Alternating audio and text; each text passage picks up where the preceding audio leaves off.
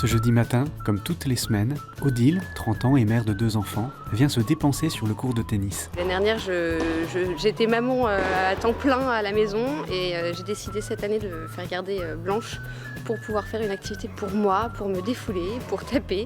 Laurent, mon professeur, peut témoigner, le lendemain du mercredi, j'ai de l'énergie à revendre parce que les enfants, ça demande, ça demande beaucoup d'énergie, de patience et en général, je me défoule au tennis. Besoin de temps pour se défouler, car pendant 1 an, Odile s'occupait à temps plein de ses 2 petits, Adelin et Blanche. Elle n'était pas satisfaite de la situation et a préféré trouver une solution lorsqu'elle a constaté que son rôle de mère en pâtissait.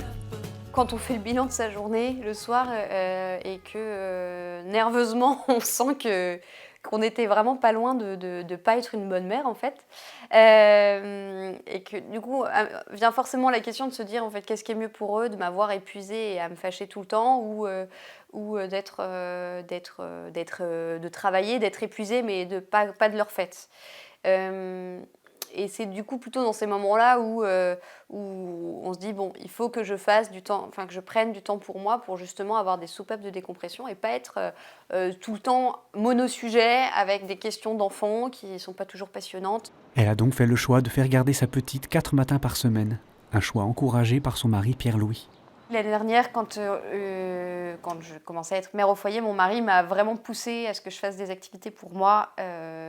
Et c'est donc seulement cette année que j'ai pris ses suggestions au sérieux, en faisant garder Blanche et en prenant le temps d'activités de tennis et d'autres activités pour moi. L'année dernière, je faisais du chant déjà, mais cette année de faire une activité sportive, notamment pour le côté défouloir. C'est aussi pour redonner un sens à son quotidien qu'Odile a choisi de libérer ses matinées.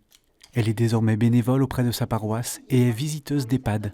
De profiter d'être mère au foyer et en plus de faire appel à des services extérieurs pour finalement accomplir ses tâches, donc la halte garderie, ça fait un peu culpabiliser.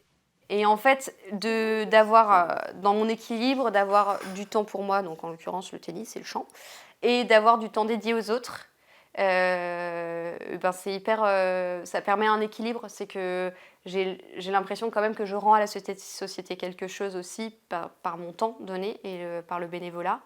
Et c'est pas exclusivement sur notre sphère familiale. Puis ça me permet aussi de rentrer dans des réseaux sociaux que sinon j'ai pas. Odile est convaincue que cette organisation est non seulement saine pour elle, mais également pour ses enfants. Clairement, d'être mieux moi-même, mes enfants sont mieux.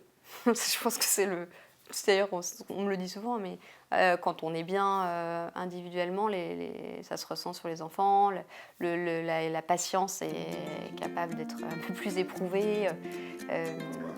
Je pense que même pour les enfants, ça leur montre aussi que j'ai une vie et j'ai aussi mon individualité à développer. Et c'est sain qu'ils voient ça au concret et que je ne suis pas juste leur servante totalement dévouée, 100% pour eux, etc. Je pense que c'est hyper sain qu'ils voient aussi que je me développe, moi, et indépendamment d'eux. On dit qu'une mère au foyer, elle est sans profession. Moi, je dis qu'elle a 100 professions. Elle est chauffeur de taxi, cuisinière, hôtelière. Toutes ces professions, c'est génial parce que ça lui donne un sens, ça lui donne un sentiment d'utilité. Plus qu'un sentiment, elle est utile. Et un sentiment de satisfaction, une fierté. Ça, c'est important, c'est nécessaire. Et en même temps, quand ça devient trop, ça peut se transformer en surcharge. Et cette surcharge peut aussi aller jusqu'au burn-in. Le burn-in, c'est la porte d'entrée pour le burn-out. La femme au foyer, elle peut avoir du mal à trouver des lieux ressources et du temps pour elle. Parce qu'il peut y avoir aussi ce sentiment de culpabilité, en fait. Est-ce que je peux juste faire rien, me poser, faire la sieste, lire tranquillement sur le canapé?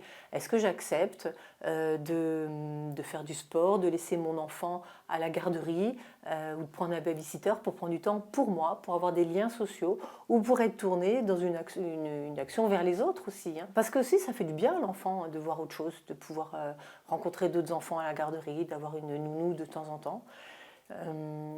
Et cet extérieur qui est nécessaire hein, pour un bon équilibre, parce que pour donner, il faut aussi recevoir, eh bien l'extérieur, c'est aussi un lieu ressource. Cet extérieur, ça peut être faire du bénévolat, avoir des liens avec des bonnes amies, voir des bonnes amies tout simplement, se poser, prendre un café avec une bonne amie. En quoi ça serait mal de faire ça? Souvent, il y a des mamans qui culpabilisent et qui se disent « bah oui, mais moi, il faut que je m'occupe de mon enfant ». Prendre du temps pour soi, c'est nécessaire parce que je vais recevoir pour donner après.